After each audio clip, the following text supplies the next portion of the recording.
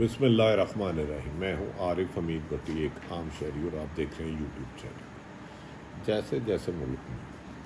موسم سردا کی آمد ہے، ویسے ویسے سیاسی ٹمپریچر اوپر جا رہا ہے۔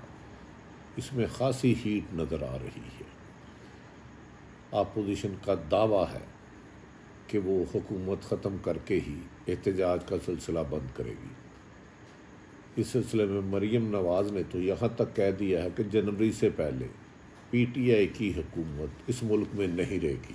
بظاہر یہ ایک خواہش لگتی ہے، اس میں حقیقت نہیں لگتی۔ ناظرین، ان موقع پر انہیں اتنی سیاسی ویرائی تو نہیں ملی اپوزیشن کو، لیکن حکومت کی مہنگائی، بیڈ گورنرز اور کرپشن کے بڑھتے ہوئے سلسلوں نے اپوزیشن کو آکسیجن دینی شروع کر دی ہے۔ اس موقع پر ایک جو بہتر فیصلہ کیا گیا، جو عموماً حکومت نہیں کر رہی، محترم عمران خان وزیر اعظم پاکستان نے اپوزیشن کو جلسے جلوس کرنے کی اجازت دے دی۔ عمران خان صاحب کو ایسا ہی فیصلہ کرنا چاہیے تھا، لوگ ان سے یہی توقع رکھتے تھے۔ آپ یاد رکھیں کہ عمران خان صاحب نے کرپشن اور دھاندلی کے خلاف اسلام آباد میں 126 دن کا دھرنا کیا تھا۔ ایسے موقع پر ہم اس وقت کہتے تھے کہ کسی بھی اپوزیشن جماعت کا پرامن احتجاج حق ہے، تو اگر آج وہ اس کی اجازت نہ دیتے تو شاید عمران خان اپنے ویژن کے خلاف یا اپنے مقصد کے خلاف جاتے۔ کہا جاتا ہے کہ کچھ لوگوں نے، ان کے قریبی حلقہ احباب نے کہا کہ آپ اپوزیشن کو احتجاج اجازت نہ دیں۔ اگر وہ ایسا کرتے تو وہ جمہوریت کے حق میں نہ ہوتا۔ پرامن احتجاج ہر سیاسی جماعت کا حق ہے۔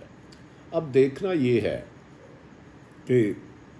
11 مختلف جماعتیں، جو سوچ میں بھی مختلف، جن کے منشور بھی مختلف، جن کے راستے بھی مختلف، اور جو ماضی میں ایک دوسرے کی جان کے دشمن کے پیاسے تھے،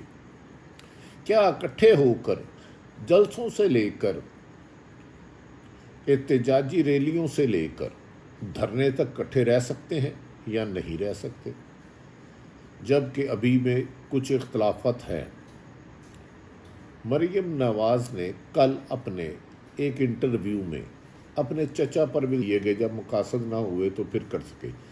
تو اس سے ایسا لگتا ہے کہ اپوزیشن، جو اس ملک کا اصل ایشو ہے، مہنگائی، بے روزگاری، آسمان کو چھوتی ہوئی مہنگائی، غریب آدمی کا ایک وقت کا کھانا نہ کھانا، اس کو کیش کرانے کی بجائے اپنے لیے کوئی این آر او کا راستہ اپنانا چاہتی ہے۔ بظاہر تو ایسے لگ رہا ہے پیپلز پارٹی کے لیے ابھی سے سافٹ کارنر آ چکا ہے۔ اے پی سی کے اجلاس کے بعد صرف مسلم لیگ نون کے کچھ لوگوں کو نیب نے طلب کیا، تاہم ابھی تک پیپلز پارٹی کے کسی نئے لیڈر کو نیب نے طلب نہیں کیا۔ بادی النظر میں ایسا لگ رہا ہے کہ پیپلز پارٹی کے لیے کہیں نہ کہیں کسی کا سافٹ کارنر ہے، تاہم اس کے بارے میں حتمی فیصلہ آنے والے دنوں میں ہوگا۔ پہلا جلسہ مریم نواز صاحبہ گجرانوالہ میں کر رہے ہیں۔ گجرانوالہ میں اس وقت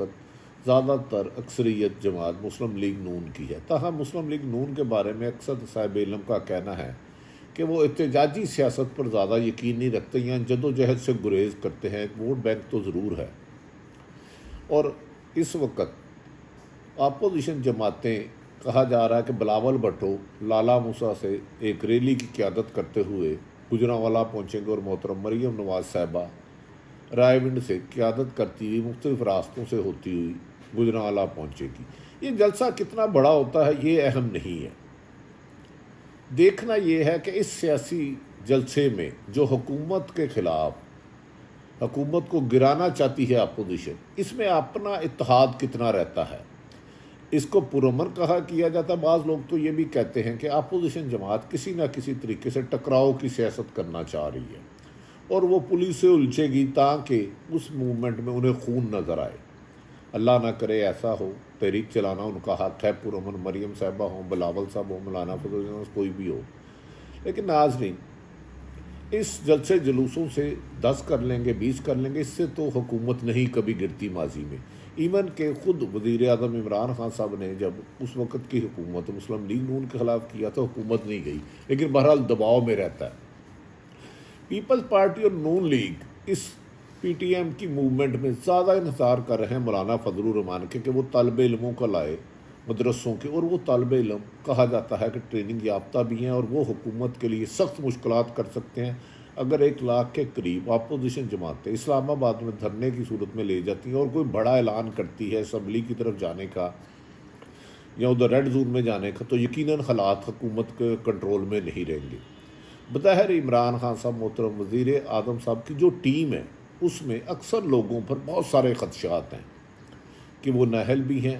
نالائق بھی ہیں اور کرپشن میں بھی ملوث ہیں، لیکن عمران خان صاحب اکیلے تنہا یہ کوشش کر رہے ہیں کہ وہ ملک کو اس اکانومی کی جو بربادی ہے اس سے نکالیں، لیکن بہتر ٹیم نہ ہونے کی وجہ سے جو لوگوں میں ہے وہ حکومت کا امیج کوئی زیادہ بہتر نہیں ہوا۔ 25 جولائی 2018 کے لوگ جہاں سمجھتے تھے کہ عمران خان صاحب کی حکومت آئے گی تو وہ عام شہری کی کو سہولتیں ملیں گی، ان کی زندگی بہتر ہوگی، لیکن نااہل ٹیم نے عمران خان صاحب کے اس عزم کو کامیاب نہیں ہونے دیا۔ اب میرے خیال میں اگر حکومت کے لیے کوئی خطرہ ہے تو اس کی ناقص گورنمنٹ، ناقص کارکردگی، مہنگائی کا بے انتہا اوپر جانا، سلیکٹڈ انصاف کرنا۔ کہا یہ جاتا ہے کہ نواز شریف آنے والے دنوں میں یا کسی بھی وقت کوئی بیرونی اشارہ ملنے کے بعد ایک ویڈیو ایسی لیک کریں گے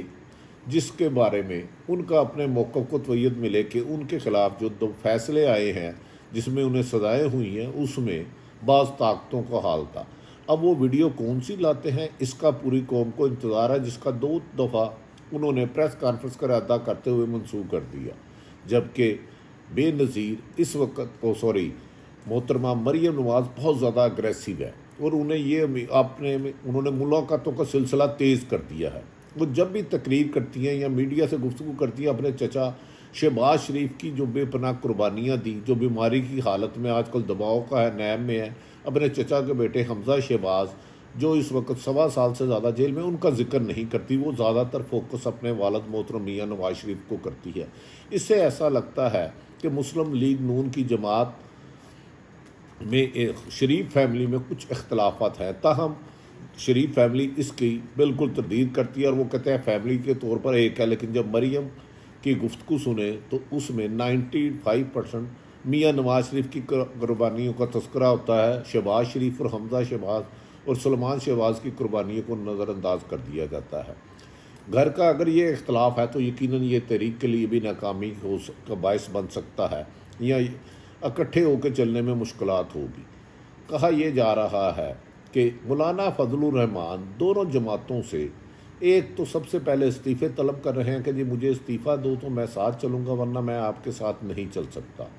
دوسری طرف ان کی ڈیمانڈ کچھ اور ہے، ان کا کہنا ہے کہ دھرنا دینا آسان کام نہیں ہے، اس میں بے پناہ پیسوں کا استعمال کیا جاتا ہے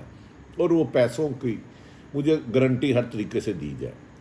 آج اور کل روزانہ پیپلز پارٹی اور نون لیگ جو کل ایک دوسرے سے دستوں گریباں تھے، ایک دوسرے کو برا بلا کہتے تھے، الٹا لٹکا دیں گے یا اور بھی سنگین نظامت لگاتے تھے، آج شیر و شکن ہو کے اکثر کٹھے بیٹھ کے پریس کانفرنس کرتے ہوئے نظر آتے ہیں۔